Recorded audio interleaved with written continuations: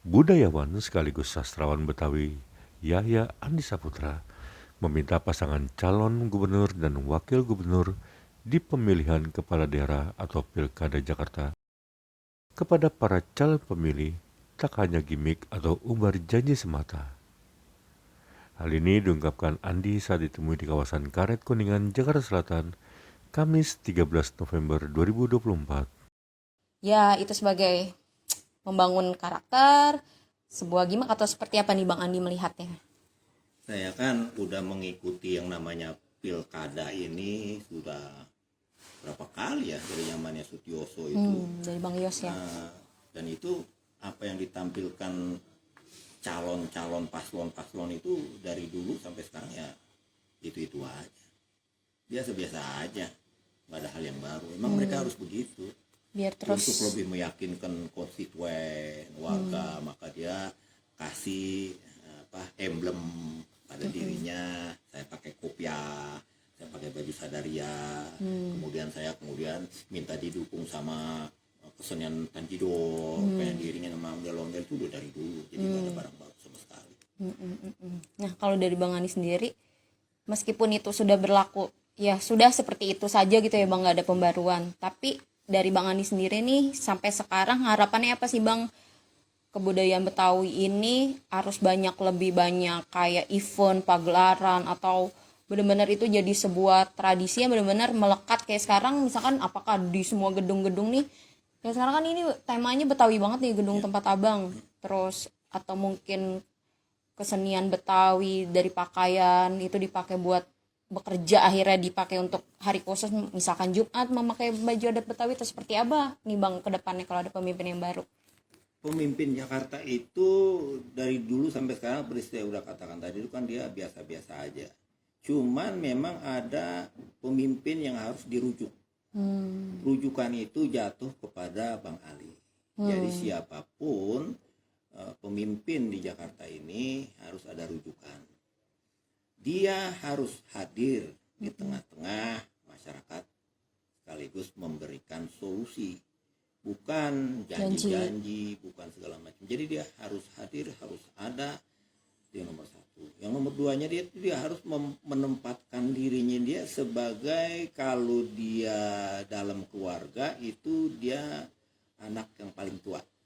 Anak yang paling tua itu kepada bapaknya dia patuh tunduk hormat, kepada adik-adiknya dia mengayongin, pada kawan-kawannya diajak berdialog, berdiskusi. Dengan begitu maka itu yang kita harapkan, sosok orang yang bisa yang paling pas lah menjadi pimpinan yang ada di sini. Jadi dia sesudah janji-janji dan terpilih, dia akan mengabdi kepada orang yang menjadi toke dia, menjadi bos dia. Itu bukan. Kalau menjadikan, kan kota ini kan mau ditinggalkan statusnya sebagai ibu kota, katanya begitu, tapi saya nggak yakin, karena zaman dulu aja membuat Batavia baru sempurna ditempatin sebagai kota dengan fasilitas infrastruktur sebagai kota itu baru 35 tahun bisa ditempatin sebagai kota yang betul-betul sesuai dengan takrif, dengan penamaan kota itu. Jadi Ali Sadikin sejak dulu itu pengen menjadikan kota ini kota yang global. Maka sekarang kan dibalikin lagi tuh. Jadi memang kota global itu udah dari dulu, karena Bang Ali itu ingin mensejajarkan kota ini dengan kota-kota budaya di dunia, dengan misalnya dengan Paris, misalnya dengan kota-kota New lain, York, Amerika, Eropa. memuliakan tradisi, memuliakan kesenian, memuliakan landmark yang diciptakan itu memang bernuansa sini. Itu dari dulu udah seperti itu. Nah, kalau sekarang ya semestinya sih harus lebih berani lagi ya para pemimpin untuk melakukan itu.